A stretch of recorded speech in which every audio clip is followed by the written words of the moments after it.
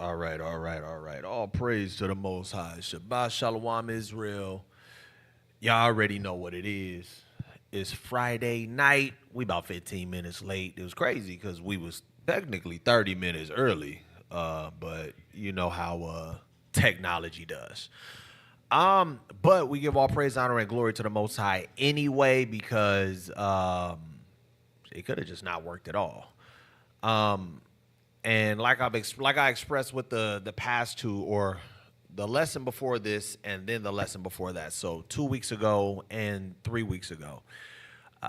This is one of those things that people don't pay enough attention to, right? When we talking about marriage, we're talking about the importance of marriage. We're talking about the curses, because the curses go on even with a lot of people in this truth. We have so many people that are so quote unquote wise, got all of these understandings, but can't figure out how to get their house in order. And what they do is they default to, well, that's because the wife is wicked. Nah, nigga, sometimes you wicked. Sometimes you wrong. And sometimes you just so egotistic that when people are telling you that you're wrong, people are telling you that you're not moving in the wisest fashion, niggas like to scream, well, show me that I'm sinning. It ain't about that, which is why the Bible has the laws, the wisdom of the book, and a lot of the wisdom of the book are the applications of the law and the lack of applying certain laws, right? So certain things are not always whether it's sin or not, it's whether it's smart, whether it's wise or not, right? And a lot of people in this nation tend to disregard that when they feel like doing something else, right? And like I said before, with all of the wisdom with all of the knowledge that we have going on in Israel, it's a shame that we still have so much division. It's a shame that literally people in the truth, they got married in the truth, they had kids in the truth, and women are still single mothers, and there still is a high divorce rate in Israel. That don't make no sense. Something is not clicking, and something is still wrong. This foundational stuff right here, marriage, the nuclear family, biblically nuclear family, because what people say, the nuclear family is one man, one woman, and children, and so on and so forth. No, if a man decides to have more than one wife, of course, he can do that. The biblical nuclear family, being on one accord and moving in righteousness, a lot of us struggle with understanding that. So that's what these past few lessons have been about. And probably got one or two more lessons that are going to still be on this, because it's not talked about enough. And for those that do talk about it at times, it's not spoken about in balance. And in order to gain the wisdom of the scriptures and have successful families in Israel, there has to be wisdom given. There has to be the law, but also wisdom given, right? There has to be a balance given. Otherwise, we're going to continue to be here in this hell, right? So let's go ahead. We're going to jump straight into it. Shalom to everybody online. Shalom to my sister Nakia. Shalom to brother Zechariah. Shalom to Yediah, my True Nation family up in Fresno. Shalom to all of y'all. Lord willing, there's some edification that's given. Lord willing, there's some understanding that people receive and are able to apply according to these scriptures, right? First thing I want to do, we're going to open up with my two scriptures. To hell with that. Let's go to Proverbs chapter 4. I wasn't going to open up with it, but this is literally the foundation of sound doctrine. This is the foundation of this segment, right? Sound doctrine. Proverbs chapter 4. Let's read verse 2. And you can read that when you got it out. This is the book of Proverbs chapter 4 and verse 2. For I give you good doctrine. Forsake ye not my law. For I give you good doctrine, forsake ye not my law. Then recall that Christ said he came in the volume of the book. So everything as written in Romans 15:4, everything here is written for our understanding, or excuse me, is written for our benefit, is written and profitable for doctrine and for correction and for reproof, right? So we have to always remember that when we read these scriptures, the good doctrine is the Torah. The good doctrine is the law. But then you have the wisdom of the prophets and the wisdom of the songwriters and the wise men, the Jesus son of Sirach, King Solomon. They were giving you the wisdom of the book, the deeper spiritual understanding of the law. And that's how you bring it all together and you piece it all together, right? For I give you good doctrine, forsake ye not my law. Let's flip over to 2 Timothy chapter 4. 2 Timothy chapter 4 and verse 3, Con. This is the book of 2 Timothy, chapter 4 and verse 3. Come on. For the time will come when they will not endure sound doctrine. Read. But after their own lusts shall they heap to themselves teachers, having itching ears. And they shall turn away their ears from the truth, and shall be turned unto fables. And shall be turned unto fables. Now, again, we're dealing specifically tonight with the family structure, with marriage, right? So we went into the steps of marriage. We went into how the Most High feels about marriage. 2 weeks ago, we went into whether or not a woman is ready to be married. Are you wife material? Tonight, we're talking to the brothers. Here's the reason why. A lot of people come into this truth, and a lot of people will be celibate for a time because they're like, oh, okay, if I lay with you, you know, we marry, so on and so forth. The problem is people are not disciplined, patient, and built up enough before they try to jump into a marriage. Then what happens? Niggas getting married, women getting married, and now you kind of gotta figure it out as you going. And a lot of y'all haven't completely reformed yourself, so y'all bring that toxicity into these relationships that y'all had in the world. This is not the world. Even when your rib is out of order, like I was having a conversation just the other day. The thought process of a lot of brothers show that you are not ready to be a husband. But we're going to get into the scriptures and we're going to talk about it, and I'm going to show you too. A lot of niggas get married and they are not a husband. You get married and you are not ready to be a husband. And again, these are the conversations that we need to be having with people because a lot of people are disillusioned. Well, show me in the law where I got to. And that's why your marriage is failing. Well, show me where I got to. And that's why your wife is out of order. Niggas don't want to hear that, though. Oh, wicked Eve. No, wicked you, nigga. Wicked you. It says a wicked woman is given to the portion as a portion to a wicked man. Sirach chapter 10 tells you, as the leader of the people, so are they that are under them. So guess what? If she that off and that wicked, that says a lot about you, bro. And I say it all the time, no matter how messed up a sister is. Now, granted, you got some that are really like head cases. Like you got some that are mentally off and you was the idiot for marrying them. That's on you. But for those that are actually normal, for those that don't have those problems, a lot of times women will be led. Women don't have a problem being led. It just be brothers don't know how to lead. That's just the facts. People don't want to hear that, but that's just the facts. So let's get into these scriptures. And so this way, sisters, you'll be able to see, oh, is that brother ready to be a husband? Do I want to allow him to pursue me? And brothers, you'll know if you're being honest with yourself.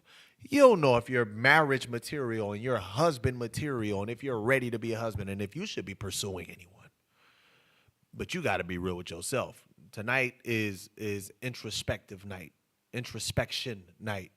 Let me look at myself and let me be real with myself and examine myself to see if I am this or if I'm missing these things, then I need to do better, right? So let's get into it. Go to Ecclesiasticus chapter 37. The book of Ecclesiasticus chapter 37.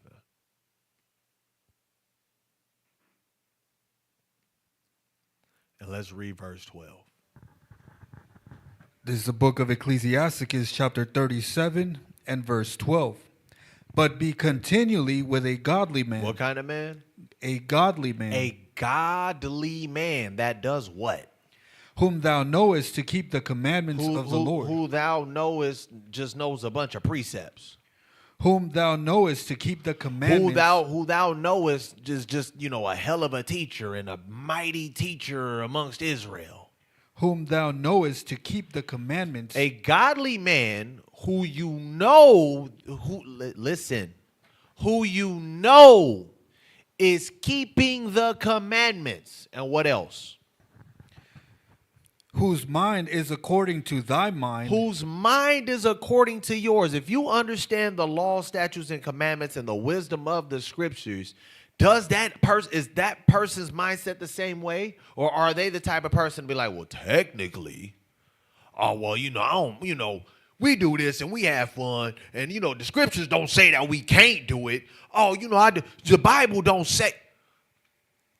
Is it somebody who trying to loophole because they want to do some shenanigans? Or is this an individual who really has their mind after your mind, seeking after the wisdom of the scriptures in addition to the law? What type of man is this? Is this a godly man, or is this just a hell of a teacher? Is this a godly man, or is this just a man that know a gang of precepts? Is this just a godly man, or this nigga just gives good advice? The scriptures talk about that too. There's a man that teacheth many and is unprofitable to himself. Why? Because he don't practice what he preach. The scriptures talk about people like that.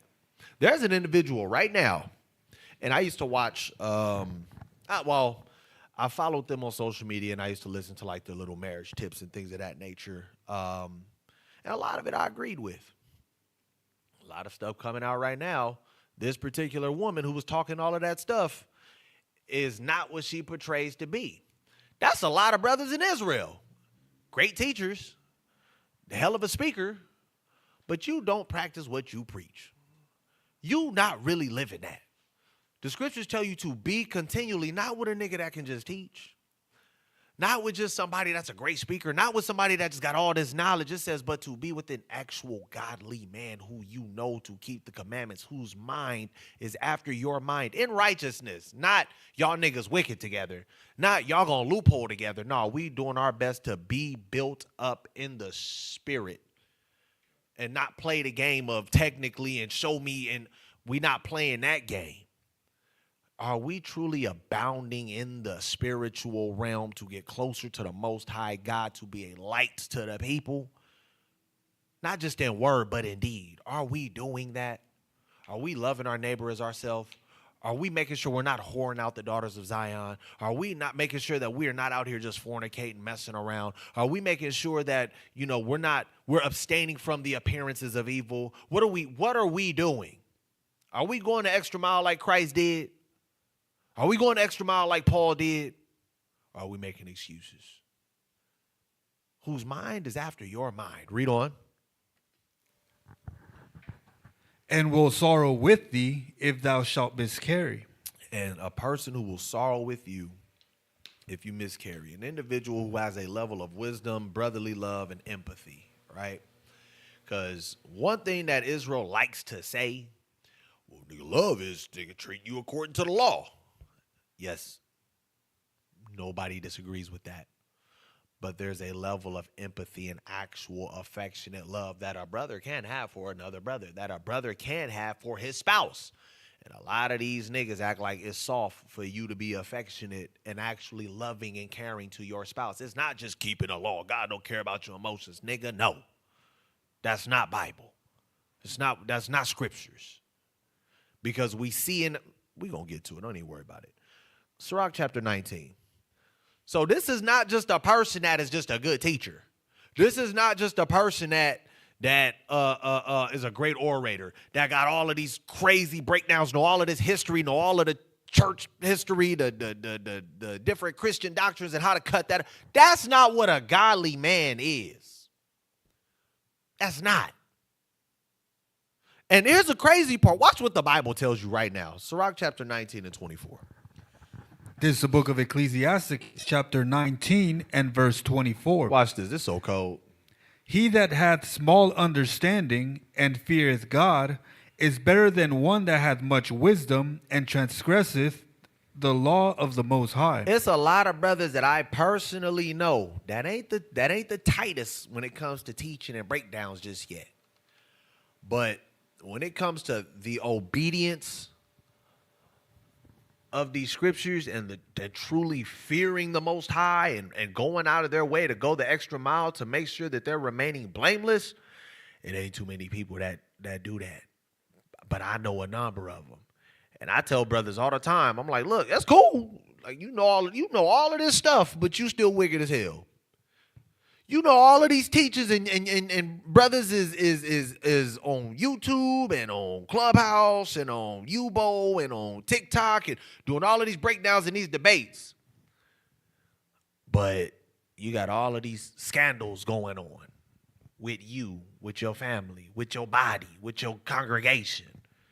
Something ain't right. You got all of this knowledge, but you can't control your spirit. Something ain't right. If you don't have a level of discipline and a level of true fear for the Most High, you're not a godly man. And the scriptures tell you right here, you can have all the wisdom in the world. That don't mean a damn thing if you disobedient. There's a lot of brothers that be teaching like a mug and then, all type of stuff be coming out pertaining to them, their character and scandals that done went on, and it be true. People just kind of like sweep it under the rug. You're not a godly man, bro. You a wicked, great teacher. You're a great, wicked orator. That's what you are. But here's the crazy part. Here's the reason why I said what it said. The scripture says it's better to be a man that fears God, but you don't have a whole lot of understanding than a person that got a lot of wisdom, but don't fear the Most High, but ain't moving in the spirit of righteousness, right? This is why it says that, though. Go to Sirach, chapter 1, and verse 26. Here's the thing. We're going to be in Ecclesiasticus a lot. I'm going to tell you why, because a lot of people will say, well, Sirach ain't law. I want to read something in Ecclesiasticus. Go to Ecclesiasticus 1 and 26, though. Verse 26. If thou desire wisdom. If you desire what? Wisdom. So if you want to become wise, if you want to gain that understanding, if you want the Most High to open up your understanding in your mind, do what? Keep the commandments. Fear him and keep the commandments. That's it. And what? And the Lord shall give her unto thee. And the Lord's going to give you that wisdom that you're looking for. So a godly man is one who truly fears God.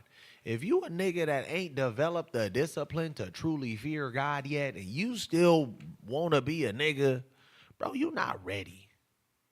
If you find yourself not having the discipline and you striving for, like, I'll give you an example. I was having a conversation with somebody the other day, one of my sisters on Clubhouse, I think it was, and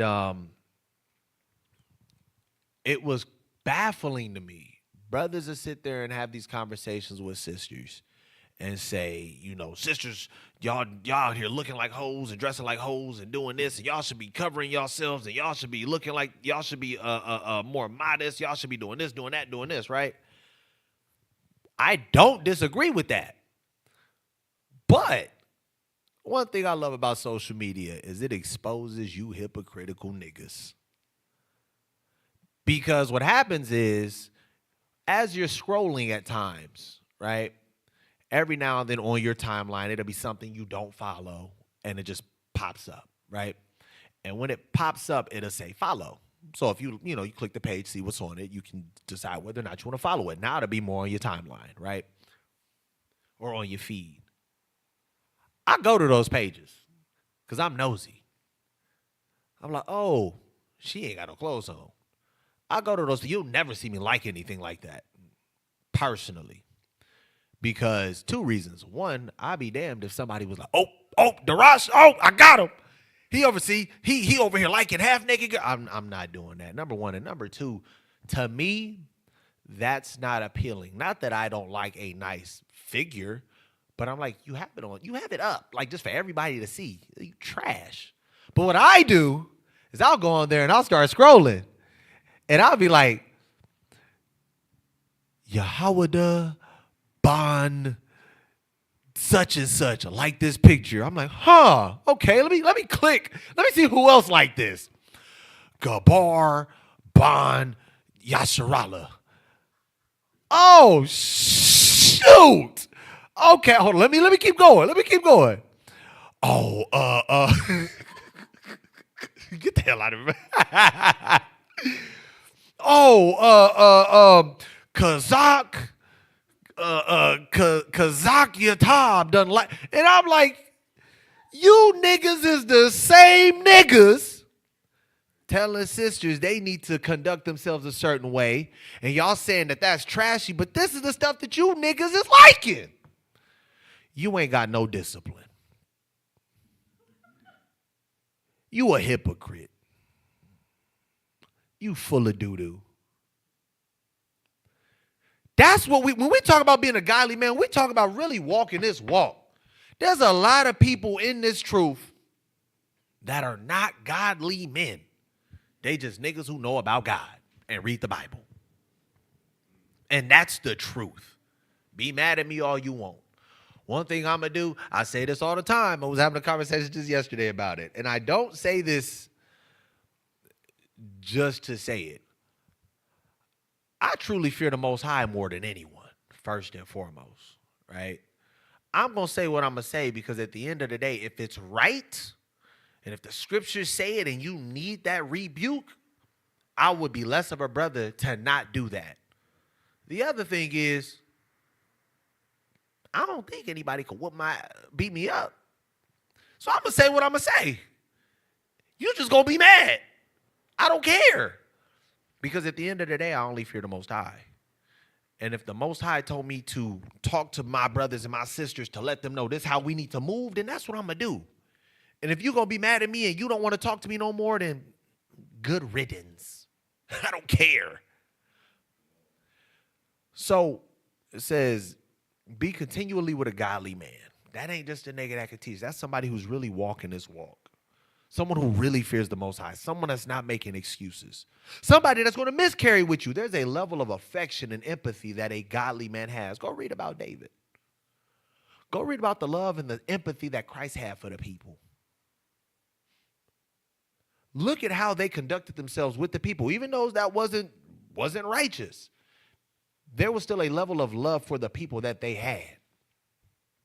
And there was a level of disdain that they had for the people who knew better and decided they want to do wicked. Christ is the perfect example of that. He loved his people, even the ones that was in sin, but he didn't go amongst them to sin with them. He went amongst them to be a light and tell them, nah, this is the way. But then when he locked legs with the Pharisees, he was on a bumper. Why? Because you niggas know better and y'all wicked. That's what a godly man is. But we're going to continue on. Because though it goes hand in hand, we're speaking specifically to people that are ready to be a husband.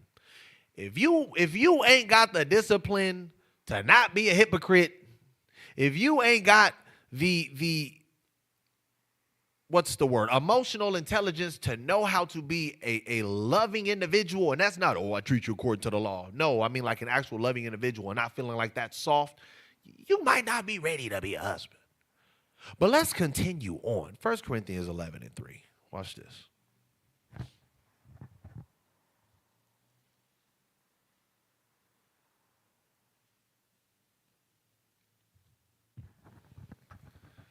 This is the book.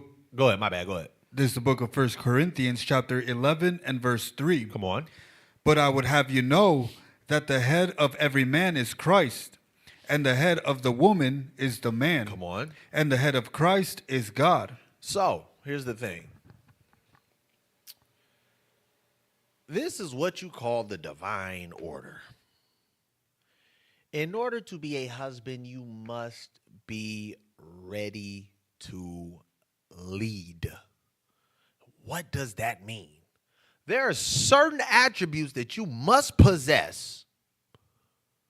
Certain attributes you must possess as a man to be able to lead. One of the biggest ones I realize a lot of these grown And Mama Mary, I'm gonna get rebuked tomorrow, and it's fine.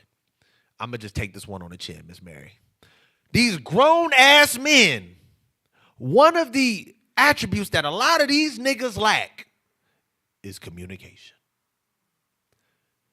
One of the most effective traits that an individual needs to have to be able to lead is communication. Does anyone know why? I want y'all to think about this. Do you know why communication is so important to be able to lead? Think about it. That goes hand in hand with it. But why?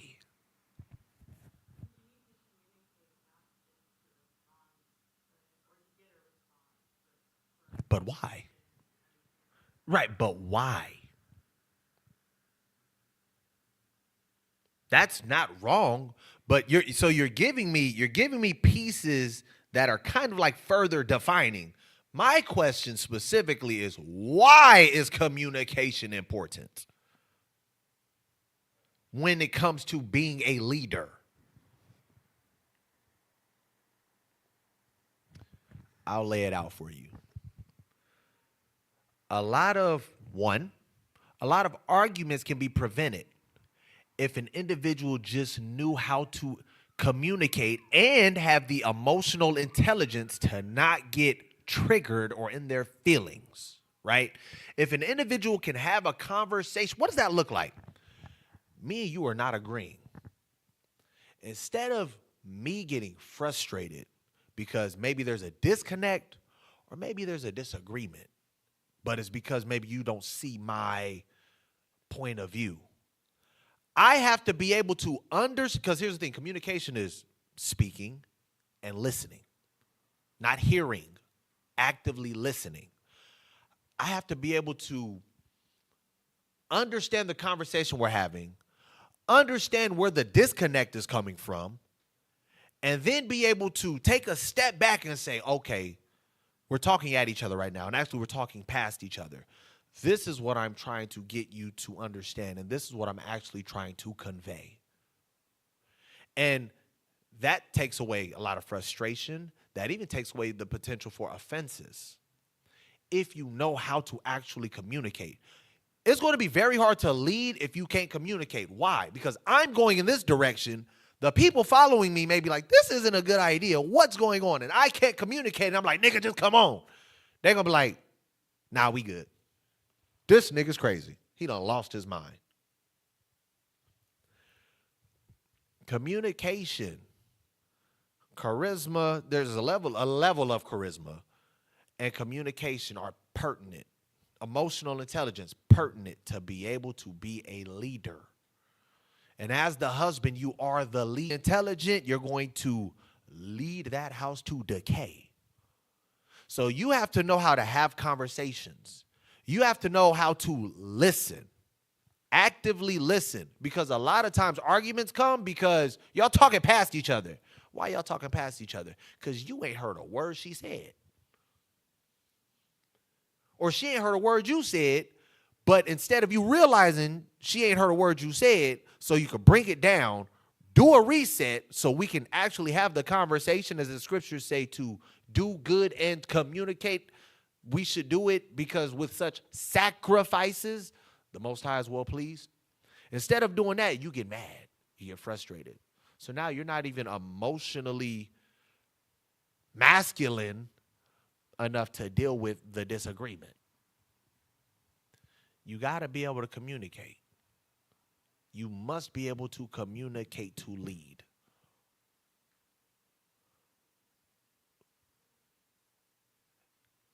When the scriptures say the head of the woman is the man, brothers have to understand that that's not just, well, because I'm the man, I'm the head, and you need to listen to me. There's some truth to that, but at the same time, what a lot of people don't realize is that means there's a higher responsibility for you to be on point because you are the leader. You are leading them. If y'all can tell me if I'm wrong. Anyone that knows anything about leadership is they always choose the most equipped for the position. Am I correct?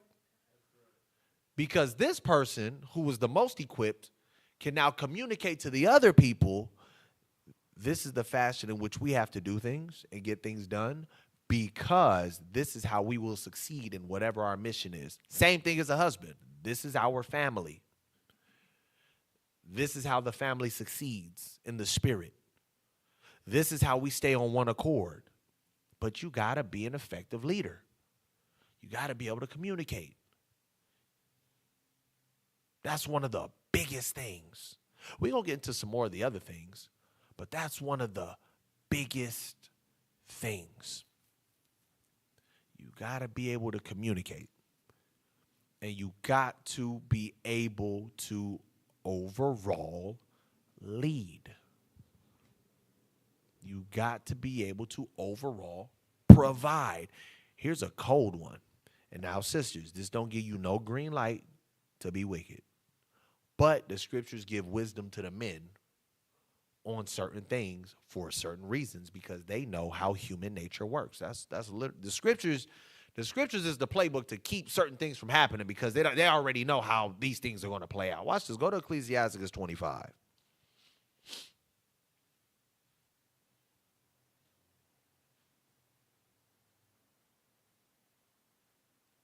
And verse 22. This is the book of Ecclesiastes, chapter 25 and verse 22. A woman, if she maintain her husband, is full of anger, impudence, and much reproach. Here's my question. A woman, if she maintain her husband, is full of impudence and reproach. Somebody take a stab at that. What is that saying?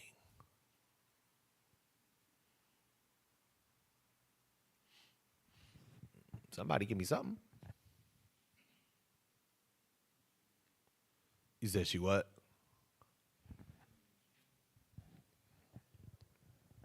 Talk to me, Sarah. What's that saying? If a woman got to maintain her husband, she's full of impudence and reproach. And I think it says anger.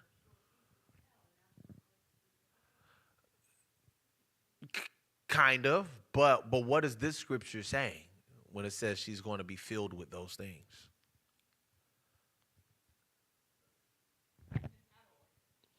It is out of order. But so what?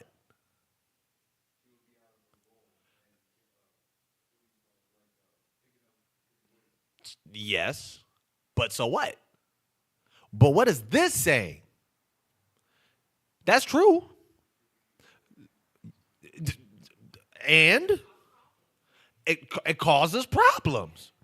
You can't. Here's the crazy part. And I swear, I be bringing, like, I've been in this walk for 10 years now. 10 and a half. July will be 11 years. The audacity of some of these niggas. Your wife provides for you financially. Your wife does everything at home. Your wife is essentially the breadwinner. And now, here's the thing. An individual who has hit a rough patch is not the same as a nigga who's just lazy. Listen to me. People hit rough patches. That happens. But for you to be like, I'm not going to do nothing at the house. I'm not working. Run it up on Call of Duty.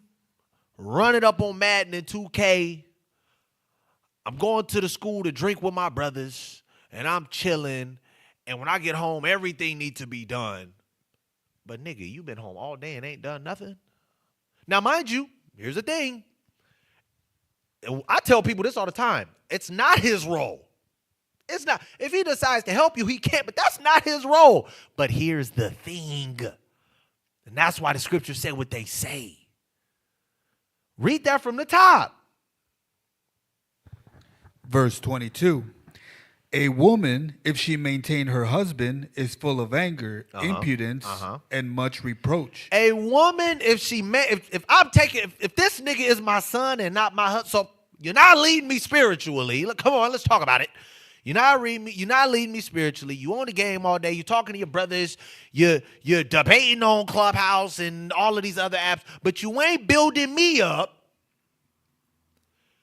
You ain't doing nothing at home. I get home from work, still got to do my wifely duties, taking care of everything here. I still got to get the kids and deal with the kids and everything else. You going to the school, drinking with the brothers, chilling, reading scriptures and all of that with them. And I'm taking care of everything here. I'm maintaining you and your lifestyle. And it says, if she does that, she will be full of anger. She's gonna be pissed off. And you know what happens? This is what's so crazy. Now, this is why I talk about emotional intelligence and just a man being ready to lead. If you can't pick up on this, oh, wicked ass Eve and the woman, she just out of order. Listen, it don't matter. Yeah, that's not my job. I ain't got to take care of the house. Even though I'm not working right now. This is her job. Let me show you in the Bible. Proverbs 31 and verse where's that scripture? I can't even find it right now. That's my other Bible. But it says, see, look, she looketh well to her household. That's her job to look well to the house. Okay, yes. Absolutely. Nobody's arguing that. But you're missing the point. If she got to take care of you, and it's not that you hit a rough patch, it's that you a lazy nigga. Because here's the thing, some brothers will get more than one wife because they're like, oh, that's more money, and I ain't gotta go work. You found it? Verse 15. God, verse 15. So you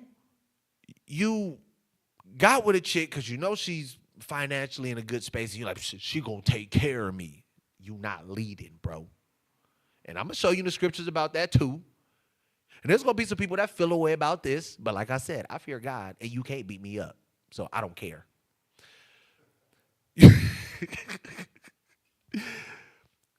There are, and I've heard, I have never made up a scenario that I have not heard in real life.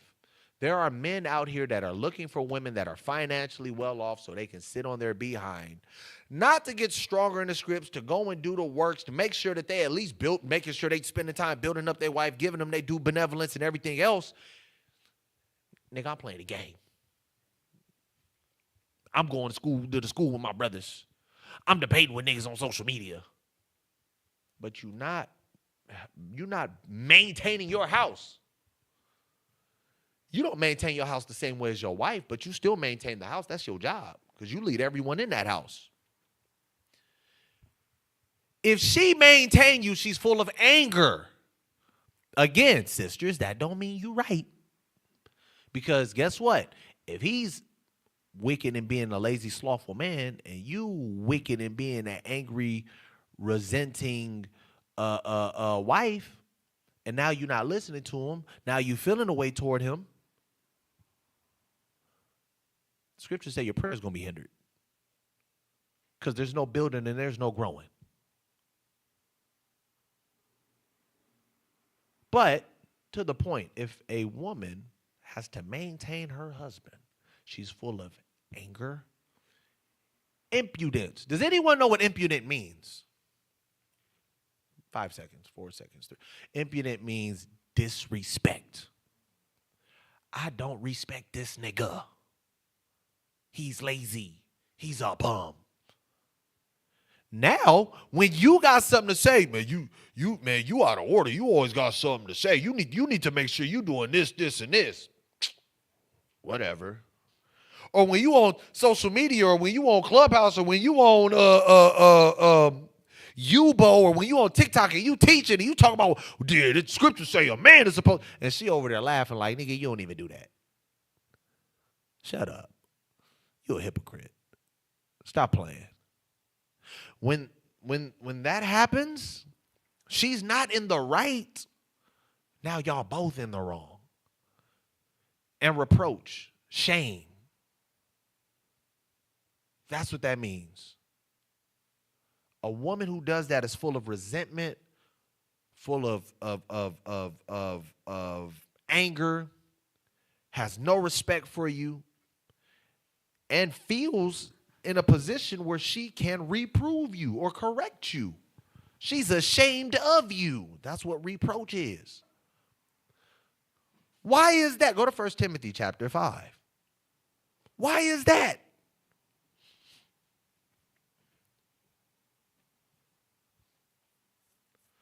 First Timothy chapter 5 and verse 8. I hope this is scripture because like that just came to the top of my head and I didn't write it down in my lesson.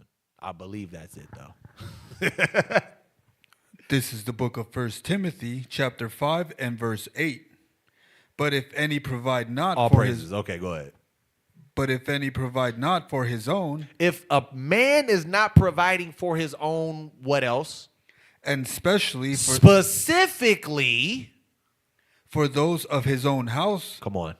he had denied the faith and is worse than an infidel. It says if you a grown SSA man and you are not doing your due diligence to provide for your house. Now, some men will say, and I'm some men because I will say this, well, that's not just finances. Providing is more than just finances. Yes, nigga, but it is still finances. It is more than finances, but it is still finances. You are the leader. You are the breadwinner. That is to protect and to provide and to lead is your job. Absolutely. So, if a person is not providing for their household, they are worse than an unbeliever. You have denied the faith. Why? Because you're the leader. And if you're the leader, there are certain things that you must do. And if we read these scriptures and we see what it was that was expected of us, you would understand, oh, all my forefathers were the providers. I literally have had brothers get mad at me because I said, if you at home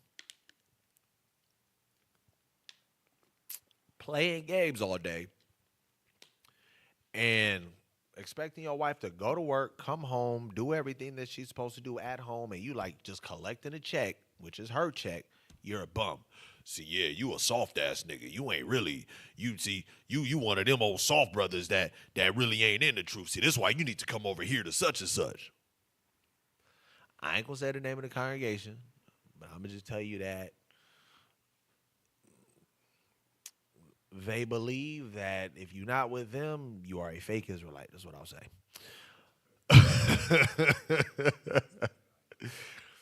That's all I'm gonna say.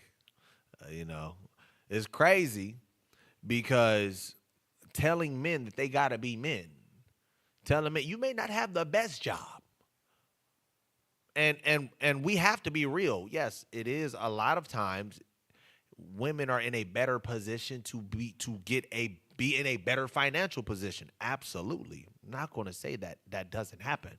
But that don't mean you do absolutely nothing. That don't mean you shoot for the bottom of the barrel. It's crazy. It's not what you do.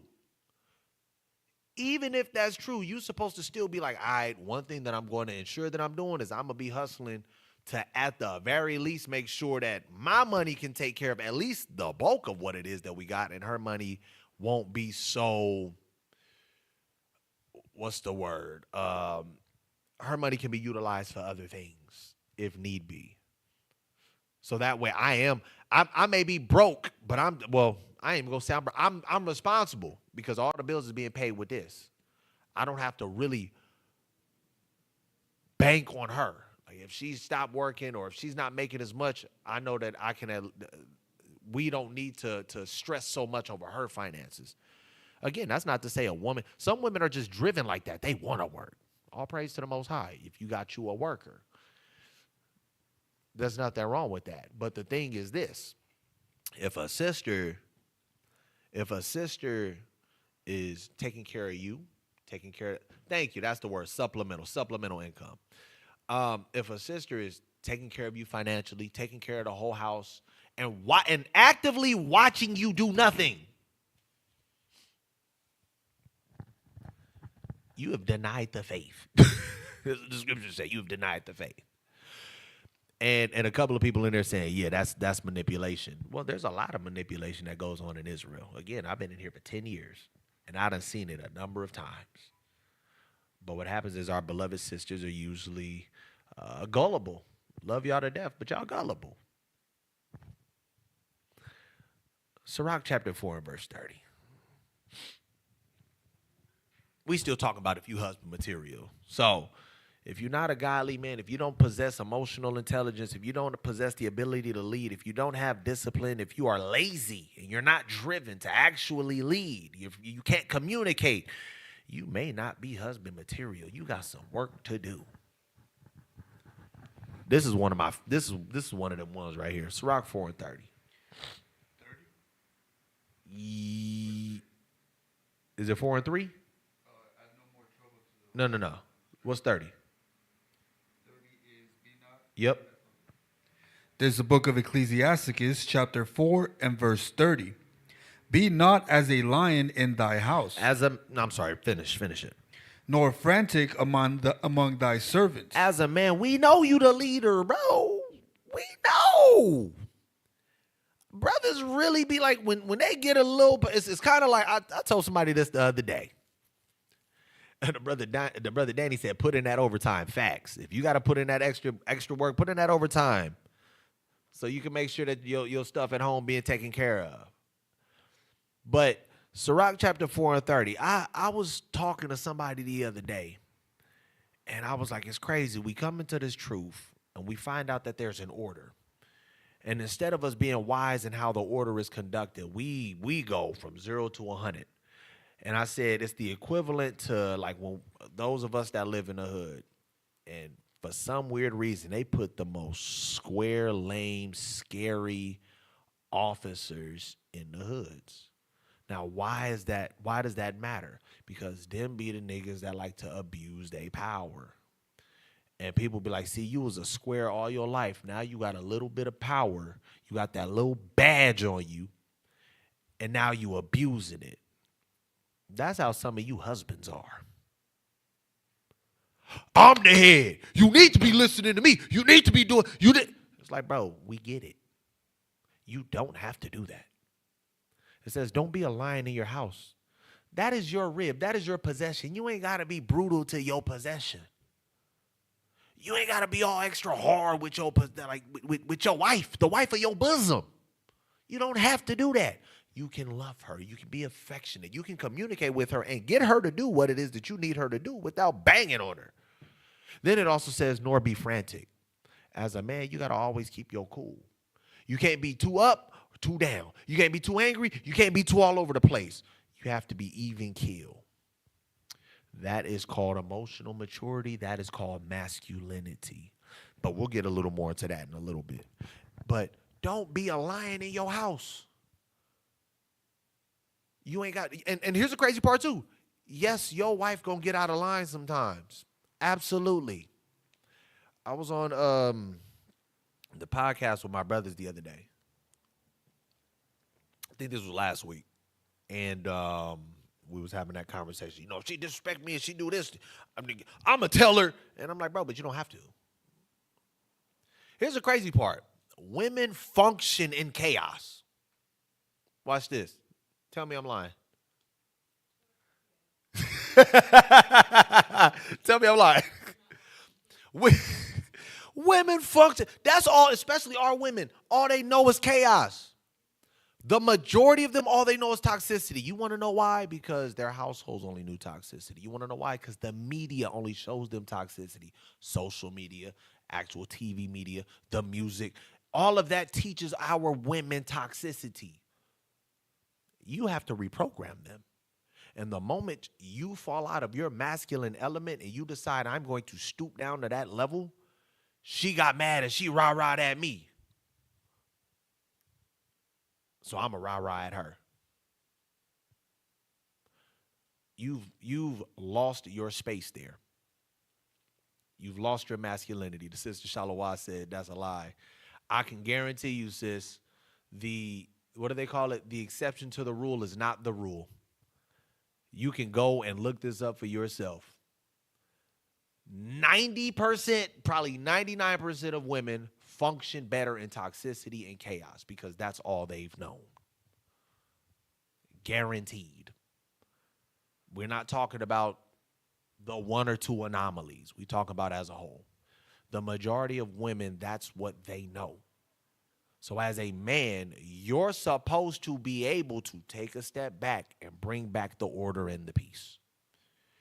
If you cannot do that because you can't communicate, if you cannot do that because you rather be a lion because you got to assert your dominance, you soft. And you're not ready to be a husband. And I'm going to show you why. Watch this. Go to Ecclesiastes chapter 7. You don't have to be a tyrant. You don't have to be a boss. You can be a leader. There is a difference between a boss and a leader. A boss going to point the finger and direct you, tell you need to do this, do that, do this. Most people don't like those type of people. Then you have a leader who's going to show you, who's going to lead by example, who's going to communicate with you, who's going to reassure you, who's going to encourage you and push you to meet your optimum potential. But more so from an encouraging standpoint, an affirmation standpoint, not a nigga get this done right, not that way. And a lot of brothers have not mastered that skill of communication to be able to do that. And if you have not done that, you have a hard time in your marriage. You need to master that before you get married because you may not be ready to be a husband. What I asked for, Ecclesiastes 7 and verse 9. This is the book of Ecclesiastes, chapter 7 and verse 9. Be not hasty in thy spirit to be... I'm sorry, go ahead, finish that. Be not hasty in thy spirit to be angry, for anger rested in the bosom of fools. I will never in my life understand. I done heard this so many times growing up. Nigga disrespect me, nigga, he gonna have to see me. Nigga, I'm extra out if he... Why? That's so gay. As a grown man, another grown man who is emotionally immature or emotionally stunted feels like, and I've seen this before, a brother just got mad at me not too long ago. Nigga, you was a female. Okay. I don't mean call worse. Does that now make me soft because I didn't respond the way he thought I would? Nigga, you ain't tough. I don't have nothing to prove to you, bro. That's fine if you think I'm not tough. If you want to test that theory, our address is. But it's like who cares? Who cares? How did I phrase this? The highest level, and I'm going to continue to say this. The highest level of masculinity is self-control. Just because you can, because here's the thing, a lot of people don't realize it.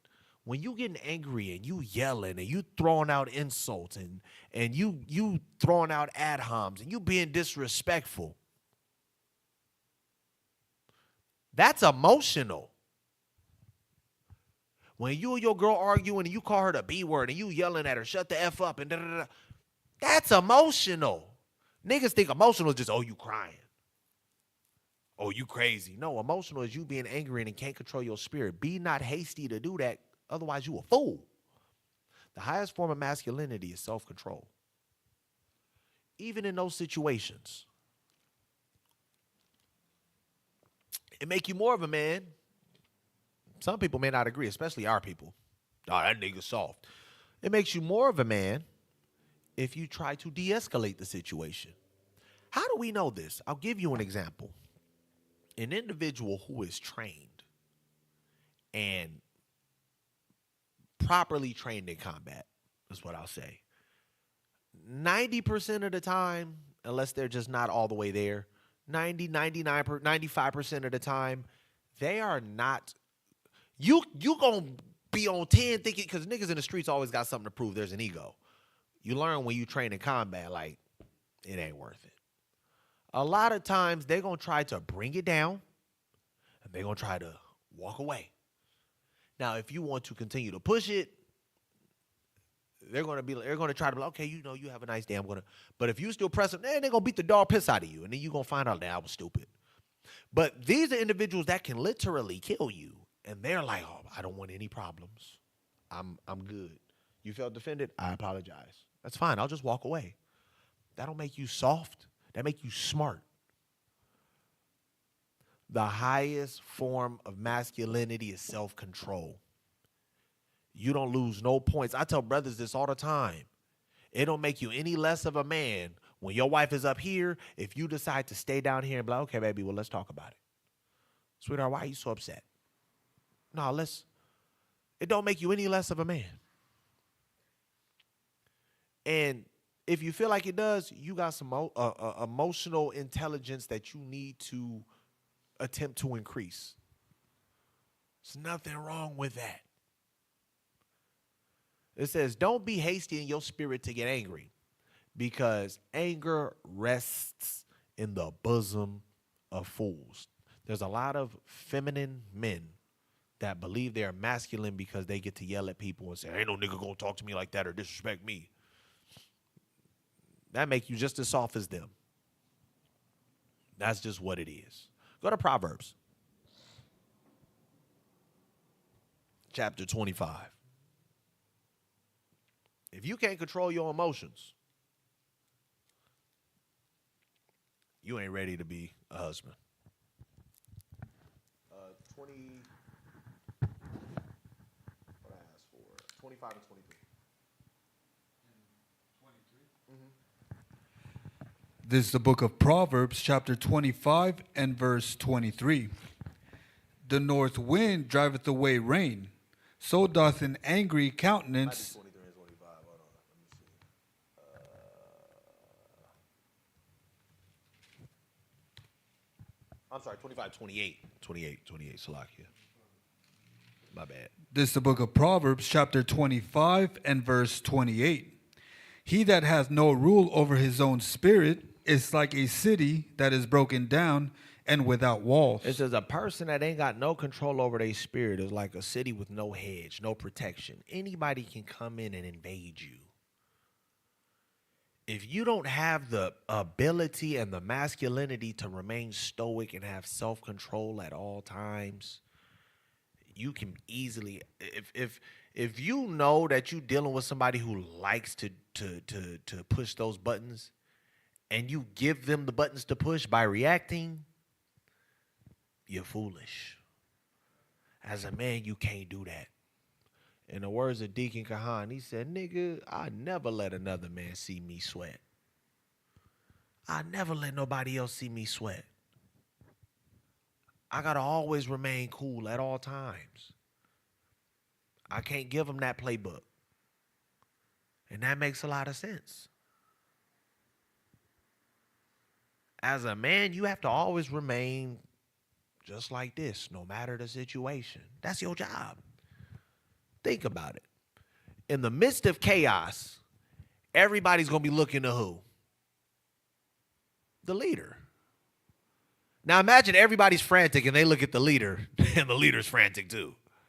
What does that do? If we hit turbulence, if I'm in an airplane and we hit turbulence, everybody freaking out, and the pilot get on the radio and freaking out too, I'm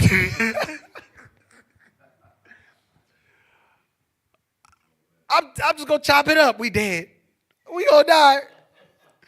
Everybody finna be pissing on themselves. It's bad.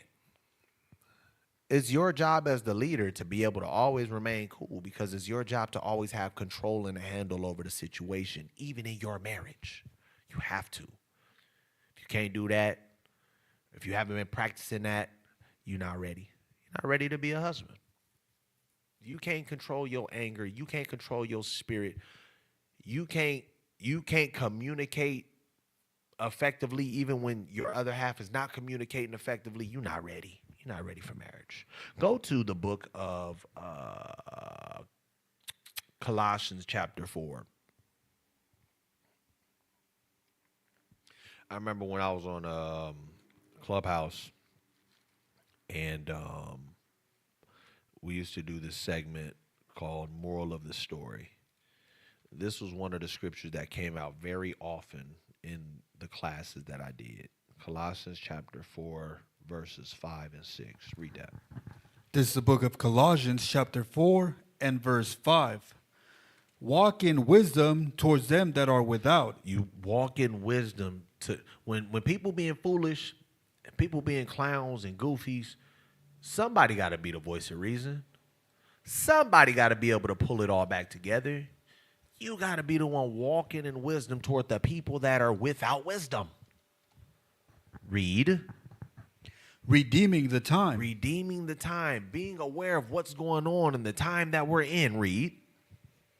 Let your speech be always with grace. This is the one right here. People think that you could just talk to people any old kind of way, and that's just beyond me. It says, as a godly individual, especially in the business of saving souls, especially when you're dealing with even your spouse, and she may not be moving in the spirit of wisdom. It says, let your speech be what? Be always with grace. Let your speech be always with grace. Read. Seasoned with salt. Have tasteful speech when you're having these conversations. Read. That ye may know how ye ought to answer every man. That you may know how to answer everyone effectively and righteously and blamelessly. If you don't know how to talk to people, you're not ready for marriage. Because y'all going to run into disagreements. Y'all going to have arguments. And if your thing is, nigga, shut up, I'm the husband, y'all going to be miserable. Y'all going to have a lot of resentment and a lot of anger. Go to Ecclesiasticus chapter 26. Watch this.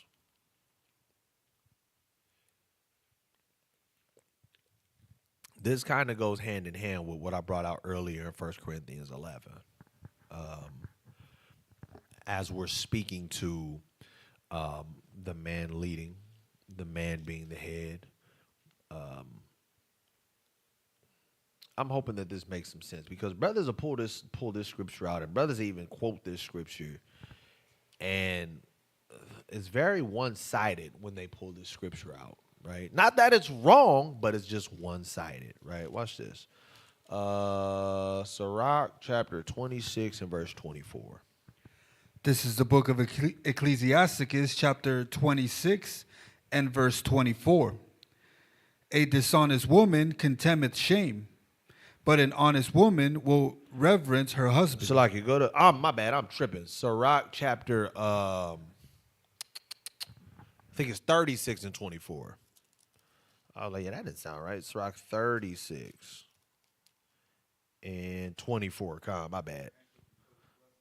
No. 36 and 24. This is the book of Ecclesiastes. My bad. Yeah, my bad. I heard something different from you. Yes, my bad. Salakia, go ahead. 24, yeah. Verse 24. He that getteth a wife beginneth a possession. Read. A help like unto himself. Read. And a pillar of rest. And a pillar of rest. A lot of people like to harp on that possession, right? He that getteth a wife beginneth a possession. She is your possession. She is under your dominion. If you belong to me, I own you. There's nothing wrong with that. Here's where people get the game twisted. A lot of my brothers got, throw something out there that most of our brothers have. Brothers got PS5s, right? PS4s, PS5s. I think they're coming out with a PS6 very soon. You're not going to get mad at your PS6 and your PS5 and kick it. You're not going to get mad at your PS6 and throw it outside. You're going to take care of it. It's your possession, but there's a level of regard and care that you have for it because it means something to you. Your possessions should mean something to you. For my older brothers, right? A lot of the older brothers, and I started to see that, and as I'm getting older, it's clicking a little more. Y'all ever look at how like old black men take care of their cars? They be outside at 5 in the morning wiping it down with the chamois every morning. Every single morning. They get like a little scuff. It ain't a scratch, but it's a scuff. What the hell is? Oh, it come off. Okay. Look, Clay, like, damn, how you know? It's your possession. You cherish it. You care about it. It has some value to you. It ain't chattel. It ain't your chattel slave. It's your possession. And you should care about the things that you own. If you got a house and you don't give a damn about your house, why do you have it? If you got a car, you're gonna make sure that you're gonna make sure the maintenance is good. You're gonna make sure that you did everything to it to make sure that it runs optimally. If you're a wise man, let me clean this up. If you're a wise man, you will take care of your possessions. So if you got a car, you're gonna make sure that everything on it is maintenance so it can run optimally. If you got a house, you're gonna make sure that everything in there is good so that you don't have any problems with your home. The plumbing, the electrical, so on and so forth, if you actually care for your house. If you got a game system, which a lot of brothers do, that is like your place of solace. You playing video games. You're going to take care of your system and your console. That's your possession. You're going to cherish your possession. Your wife is your possession. You're going to cherish that possession.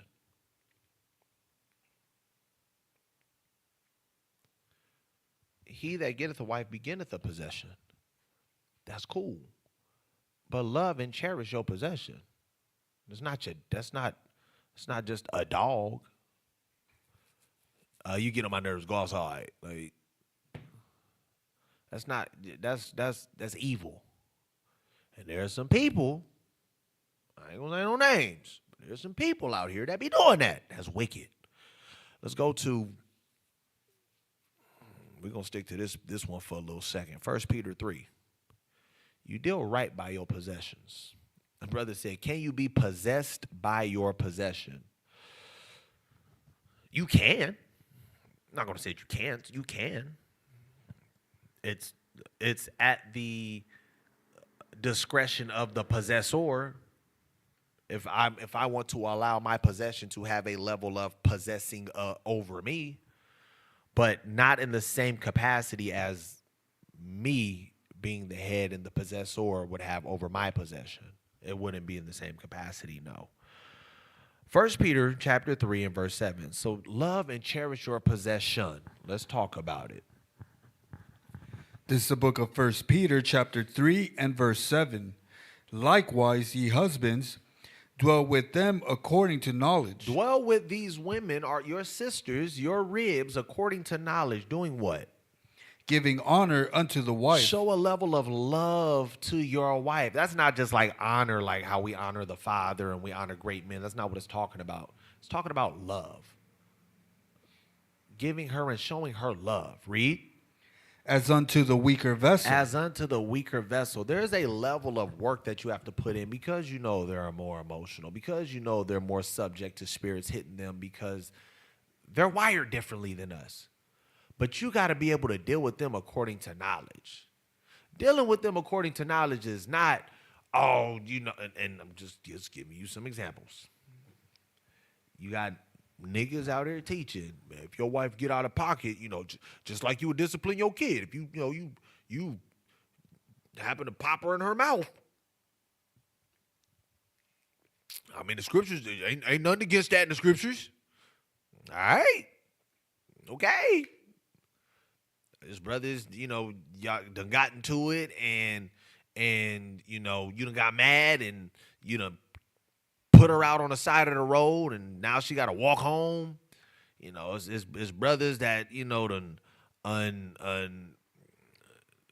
closed the door like they was in the pen and locked legs, was throwing them things with their wife. Like they're like,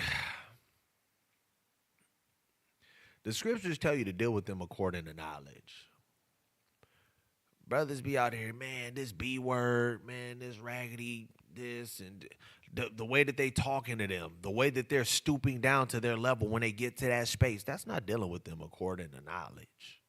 That's soft. That's feminine. You have lost your masculinity at that point. Deal with your rib according to knowledge. Give her honor. Give her the love and the affection. Now, but she don't deserve it because she moving like this. Okay. Imagine God said that to us. Even in our wickedness, he said, all right, I love y'all enough that I'm finna send Christ down so y'all can start beginning to be forgiven.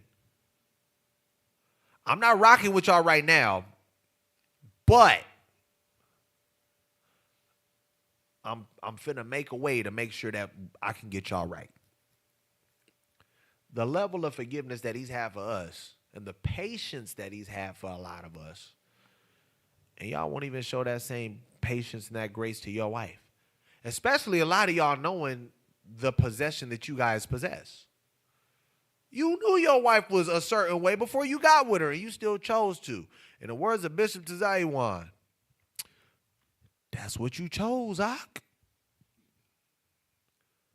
Now you got to know your possession and deal with your possession in wisdom accordingly to get the most out of your possession. That don't mean be a dog and roll over because, you know, if she just don't want to listen to nothing. Okay, but if you know how your wife reacts to certain things, utilize that. Influence her in a way where you know how she responds best. Use what she responds best to get the most out of your rib. Optimize your possession. In order to do that, you got to know how to communicate. In order to do that, you got to know how to lead. In order to do that, there's a level of emotional intelligence that you have to have. In order to do that, you can't be short-fused. In order to do that, you can't be a hypocrite. If you are any of these things, you ain't ready to be a husband. Let's go to the book of Ephesians, chapter 5. Ephesians 5 and 25. We often like to read Ephesians 5, and I think it's 22. I like that scripture too, Ephesians 5 and 22. It's a really good scripture. And I tell sisters all the time, if you wouldn't tell God no, or if you wouldn't tell God that, then don't tell your husband that. You lost your rabbit mind. But a lot of times we read Ephesians 5 and we stop at 22 like that's the end of the chapter. Like niggas forget about the other like nine or 10 verses that are there. But I like to go down to 25 because sometimes you got to check your brothers too. Ephesians 5, let's read 25, and I want to see if we're going to read straight down or if we're going to skip just a little bit, Ephesians chapter 5, verse 25, and then I want to get straight to the point. We'll drop down to verse 28. So 5 and 25, then drop down to 28. This is the book of Ephesians, chapter 5 and verse 25. Husbands, love your wives, even as Christ also loved the church. Love your wives just like Christ loved the church. The amount of patience that Christ had for the church. The fact that he was willing to lay down his life for the church. The sacrifice that he made for not just his life, well, not just his life in the sense that he was crucified, but his life in the sense that he didn't do anything he wanted to do. He said, I came to do my Father's will. I got to get you guys in order. I'm sacrificing any desires that I may have had to make sure that I get it right with y'all, get y'all right. That's the type of sacrifice as a man that you should be doing. You should be ready to sacrifice, ready to serve. And here's the crazy part. The woman's supposed to serve me. Yes, but you're still supposed to serve the house. We're going to get there in a minute, too, because y'all might be saying, this Darash, this nigga tripping. We're going to go to the scriptures, and I'm going to show y'all. It says, love your wives even as Christ loved the church. It's going to give you a little more clarity. Watch this, verse 28. Verse 28. So ought men to love their wives as their own bodies. So ought men to love their wives as their own body. Read. He that loveth his wife loveth himself. That's cold, but read on. For no man ever yet hated his own flesh, but nourished and cherished it. But nourisheth it and cherish it. Read. Even as the Lord the church. Even as the Lord, that you love and you cherish your wife. You love your wife as you love yourself. I say this all the time. Men don't like being disrespected. You don't like being talked to sideways. So why you do that to your spouse? You don't like being yelled at. So why you do that to your spouse? You don't like being called out of your name. So why you do that to your spouse? You don't like when somebody answers you and has an attitude. So why you do that to your spouse? It says love your spouse as you would love your own soul. Whatever it is that you wouldn't want somebody to do to you, don't do that to them. It ain't rocket science, bro. Have a level of empathy. Have a level of love. Have a level of regard. Consideration. It ain't that tough. But some of us is too, our heads is too far up our behinds. Y'all be listening to the wrong teachers and the wrong people. And then y'all end up in miserable marriages. You are the leader, but you are not the tyrant. You're not the dictator. You're the leader. You're the head. Scriptures tell you, he that ruleth over men must be just, ruling in the fear of the Lord. You rule your household in the fear of the Lord. All you got to do is look at what our righteous forefathers did. Look how Abraham ran his house. Look how David ran his house. Look at the amount of actual, the care that they had for their ribs. You see, I think it was Isaac, it was Abraham and Isaac. They was like, the way that they was sporting, there was a level of affection and love. You knew they was enjoying one another's company. Look at how they played with each other. Watch this. Go to Proverbs. Scriptures tell you this. Proverbs chapter 5. There's another one in Ecclesiastes, but I don't feel like looking for it. But I know this one in Proverbs for sure. Proverbs chapter 5.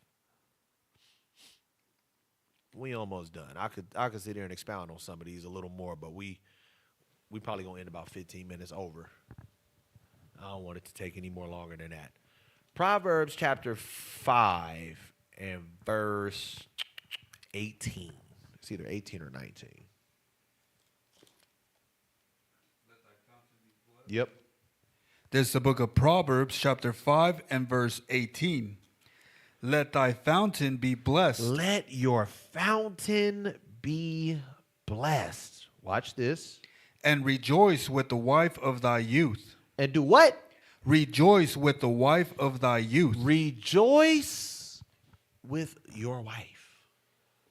Y'all should be having a blast together. You guys' marriage should be so beautiful that you, what's the word? Personify what God spoke about as the righteous union. Dang, your wife's so in order. Man, your husband is such an amazing leader, an amazing guy. When I look at y'all family, y'all are goals. I personally hate that stupid term, but for the sake of the people who understand that, y'all are goals. I want my marriage to be like that. That's what people should be saying when they see an Israelite marriage. Man, your sister's so in order. Man, that brother's so on point. Man, look at that kid. Oh, my God, it just looks it looks beautiful. Scriptures tell you, Hebrews, I think it's 13 and 4, marriage is honorable. It's a bed undefiled and honorable. Rejoice with your wife. I be so mind blown in this truth. How many people are not rejoicing with their wives? Women complaining on social media, men complaining on social media. Man, these women in the truth ain't. Man, these sisters, man, brothers' wives should be like, man. Listen, if everybody fell in line and fulfilled their role, we wouldn't have half the problems we have. But brothers don't know how to lead. Sisters don't know how to follow. Brothers don't know how to love. Sisters don't know how to love. That's the problem that we have. We supposed to be rejoicing one with another, but we can't. There's too much resentment in these marriages. A lot of these niggas is putting them away. I just found out recently some women believe that they can put away their husbands. I'm like, that's not Bible. I'm mad, so I'm going to write him a bill of divorce. You can't do that. You can't do that.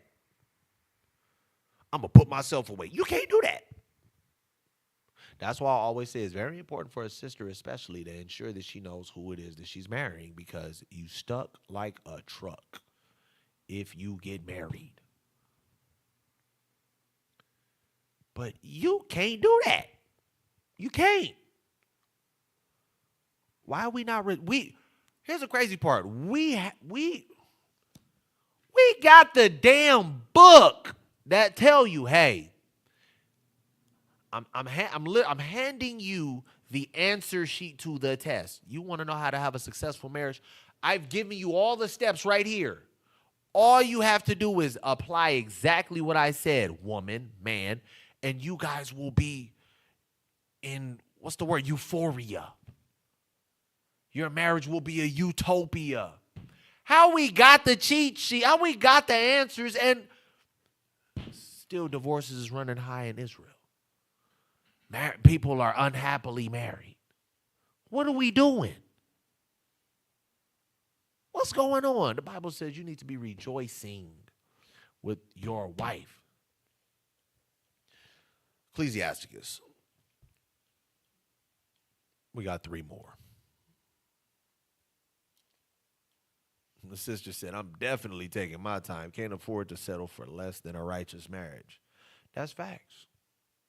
That's facts. What happens is a lot of people get hot in the pants. And they're like, whoop, I slipped. And now we married. And y'all both mad. Like, man, she was an 8. Then I got that post-nut clarity. She more like a 4.5. You know what happened? Man, I knew she wasn't the sharpest, but now I really see that she's not the sharpest because, I got that post-nut clarity. She started looking at the man after she done got her rocks off. Like, ugh. I wasn't a fan of his teeth then, but now that I can see it.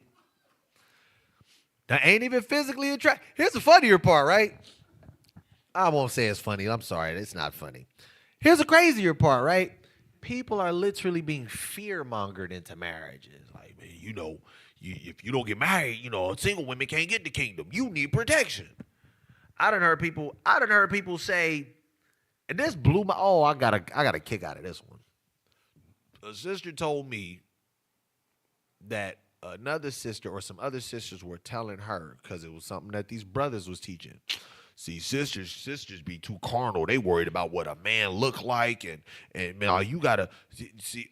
And I think the sister told her, what did she say? I learned to be attracted to my husband. I said, what the hell does that mean? You did what? It's not all about looks. That's something the ugly nigga would tell you. And here's the thing. You got finessed. and here's the thing. Now you have to force yourself now you gotta force yourself to love your husband. That's crazy. Crazy. What are we doing? Crazy. But I don't know who I was talking to the other day. It's so funny because it'd be perfect timing. Like, I'll be talking about this stuff like 2 or 3 days before my actual classes. It'd be so perfect. I was talking to somebody else not too long ago, and I'm like, people will really pressure you into marrying. Oh, Jacob's trouble is coming. I'll just be in trouble then. Because I'm not married. Oh, sister, if you don't marry, you you can't see the kingdom unless you married. What? Oh, the brother Yahawah code. He said ugly kids is crazy too. Here's the thing. And I told this sister that. I said, if you having a type and wanting to be attracted to your husband is carnal, well, I'm probably one of the most carnal people I know, because one thing I'm not gonna do is I'm not gonna marry you if I'm not attracted to you. And I have a list of my what's the word? My requirements for my type. If that's carnal, I don't care. Biblically, I don't see that that's carnal. So if you feel that way, that's cool. But look, I'm me. This is Darash. You can do what some of y'all may be like, it's all about personality. I'm pretty sure you kind of lying. But if you feel that way, cool. For me, if you not pretty, I can't get witty. Period. I can't do it. And I never tell a sister, it's kind of like, oh, it's okay. You're still a winner in my eyes. That's something that a parent who has failure of a child in whatever realm that they're in would tell their child, oh, you're still a winner to me. I don't even do that with my kids. People think I'm mean to my kids. My daughter, my oldest daughter, probably one of the smartest kids you'll ever meet, with one of the craziest memories. But this girl believes she can do everything. Papa, I can dance. You know what I say? Sweetheart, you can't dance worth a damn. You have no rhythm. Now, we can pay for dancing classes, and we can learn I can get you there. I said, but let's be real. Baby, you can't dance. You ain't got no rhythm. Yes, I can. I said, who's lying to you? Because one thing, I'm not gonna lie to you. And I don't feel bad about it at all. Period. She came once, she said, I don't know.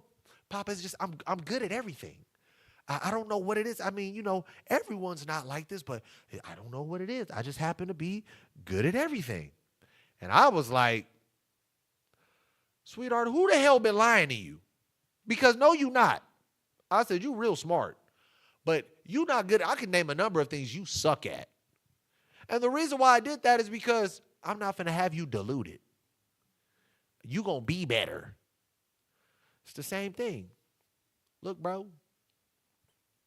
You got that yellow stuff under your teeth. Go to the dentist. Right. Like what's going on? You got you got the plaque going on. You got the it looked like somebody smacked some toothpaste on top of your tongue that's just sticking there. You don't scrub your tongue. You feel me? Like, you be musty all the time. Like, your hair toe up. Like, you can do things that take you from a 4 to a 5 or a 6. But you're not doing it, bro. Like, we're going to be real right now. It probably ain't completely your fault that you skinny, but you can get a little bigger, bro. Like, there's certain things like your height. There ain't much you can do about that. But you can clean yourself up so you can go from a 4 to a 6. But one thing we not finna do, I'm not finna sit up here and lie to a sister to manipulate them to feel guilty into dating me. I gotta be the lamest nigga alive. I got to be the lame. Oh man, listen. I'm sorry, I deviated just a little bit, but I just thought that was hilarious. Let's get back to our last 2 precepts. I'm sorry. I'm so sorry, guys. My bad. I'm way worse on the brothers than I am on the sisters because we got to do better and we got to be better. But that just always blew my mind. Like, I don't think I'm the best looking guy in the world, but I think I look good enough. And I believe that I have such a great personality and I'm so smart that I got a lot to offer. So I tell people, that's your loss. But I'm never going to say, look, you need to don't worry about my looks. That's the problem. You're too focused on the looks. That is something the ugly nigga would say. We got to be real. We got to be real. So, I'm sorry. Let's go ahead and pull it back. We go be serious. We only got like 3 more precepts, so we gotta pull it back just a little bit. Ecclesiasticus chapter 3. Ecclesiasticus 3 and verse 18.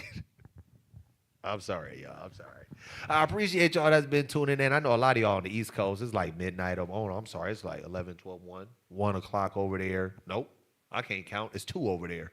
I appreciate y'all for tuning in and enjoying this class. So, the scriptures tell you should be rejoicing with your wife. There's a lot of resentment in Israel, and it shouldn't be, right? There's a lot of the ways that we can fix this is just everyone falling into their role. Everyone looking at the wisdom of the scriptures. How do I deal with my significant other? And really falling into that, right? One of the things is this right here. Like a lot of people, I should have put this up here a little higher when we was talking about the men not being tyrants and all of that. Sirach chapter 3 and verse 18. Read this. This is the book of Ecclesiasticus, chapter 3 and verse 18. The greater thou art, the more humble thyself. As the leader, right? The greater you are, you're the greatest in the house. That means you have to be the most humble. You have to be the most willing to serve.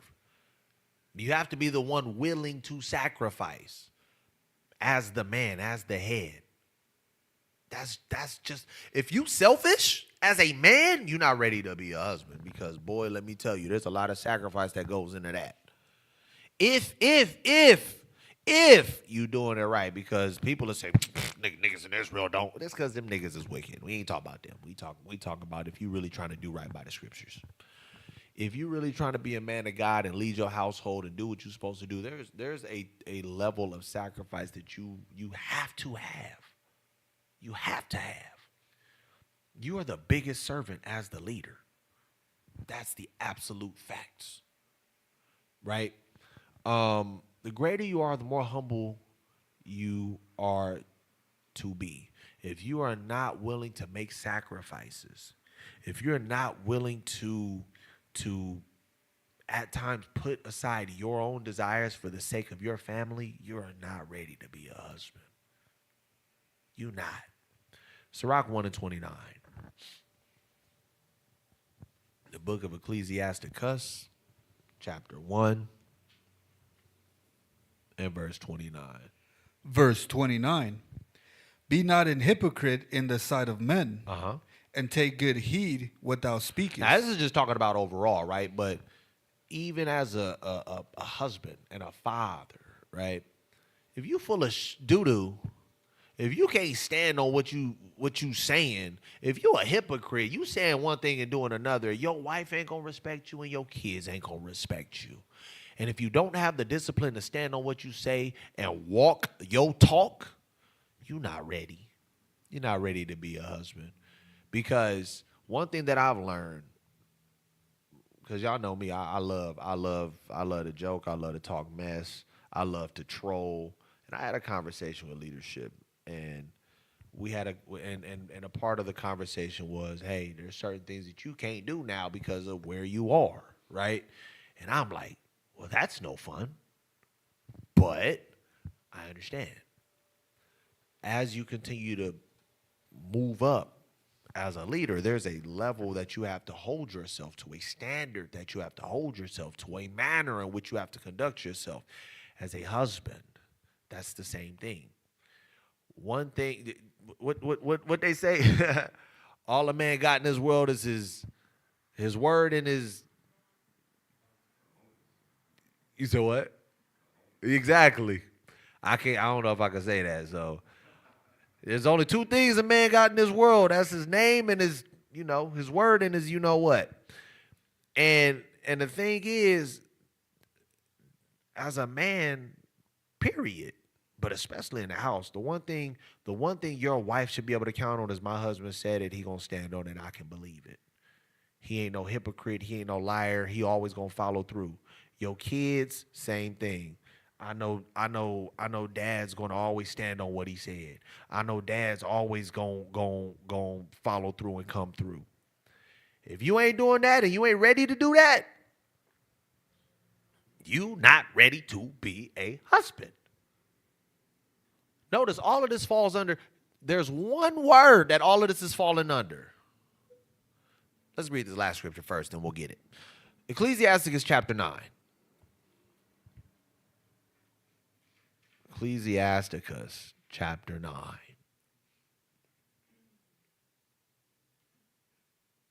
Read verse 1. This is the book of Ecclesiasticus, chapter 9 and verse 1. Be not jealous over the wife of thy bosom, and teach her not an evil lesson against thyself. It says, teach not your wife an evil lesson against yourself. Now, remember what we read the last verse. Don't be a hypocrite. Don't be in a position, because we talk about this all the time. Women and I wish I was a part of like a different organization because I could be a little more loose with my words, but I won't do it, right? Women and men with female traits is what I'll call it. They like to do what I call back pocket things. What does that mean? They watching you. Go ahead and teach. Go ahead and say what you're going to say.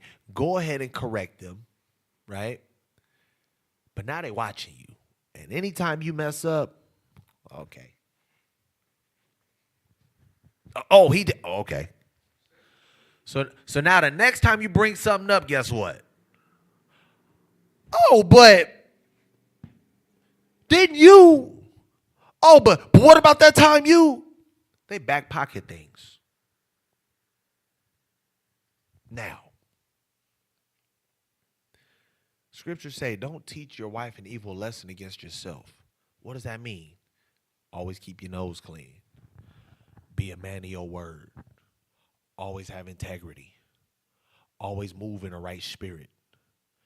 Be blameless at all times. Don't teach your wife an evil lesson. Don't be a hypocrite.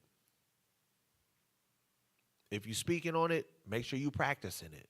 That's how you supposed to be moving as a man of God. There is one word. And it's so crazy because I could have made this lesson so much shorter. But then it would have been an injustice to really understanding as a man how it is that you're supposed to be. I'm gonna just list this off, and I want y'all to just listen. And I do things like this because I want you to think. You gotta be able to control your emotions, right? You gotta be willing to be the biggest servant. You can't be popping off and flying off the handle. You gotta love your wife as your own soul. You gotta be willing to communicate and be blameless. And even when they popping off, you gotta be able to utilize wisdom in dealing with them. You gotta be willing to cherish your possession, even when your possession is a little out of pocket, right? You got to make sure that you're standing on business and righteousness. You can't be a hypocrite. There is one word that encompasses all of that. As a man of God, a man who's striving to be husband material, there's one thing that you have to do. Somebody just throw a word out there. Just take a guess. Y'all online, y'all in the chat, take a guess. What is that word? For some of you lovely people that's texting me as well, take a guess. Text me. As a man, I've just given you a number of things as we were going through the scriptures. These are things that a man has to do. All of these things fall under one word. It's an action word. I see love. Not exact. Yes, but that's not the word. And there's a reason why this word is a little more accurate to the point. Because this word shows that you love. Somebody else throw one out there. Say it again. Fight. That would fall under this word.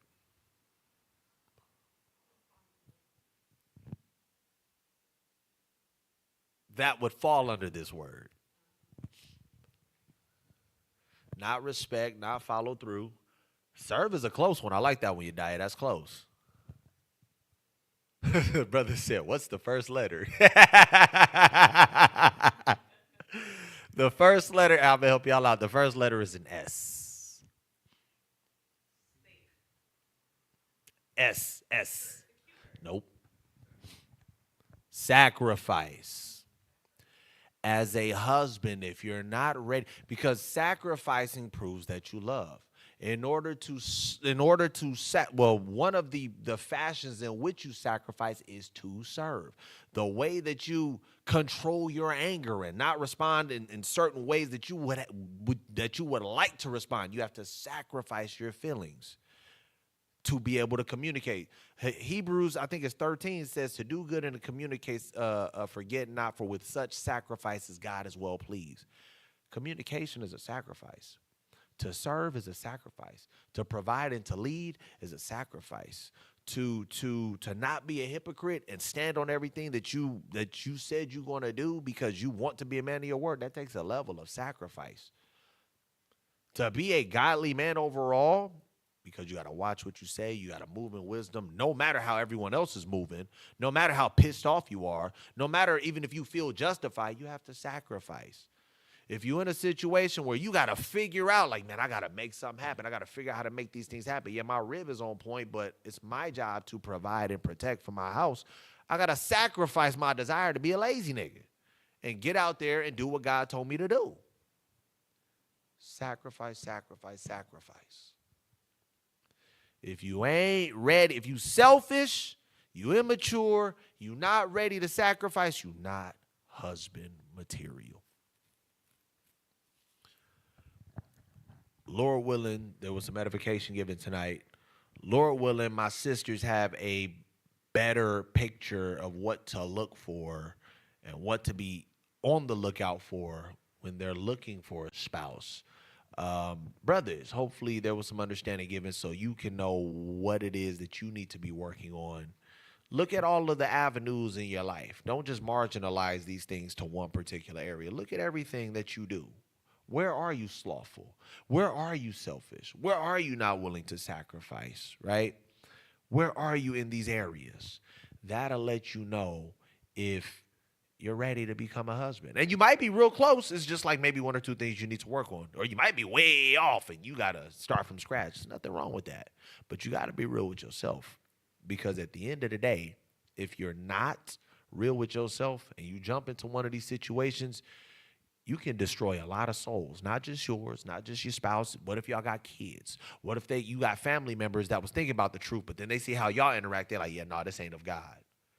There's a lot of things that you can do, and you can tear, and you can tear a lot of things down and lose a lot of souls.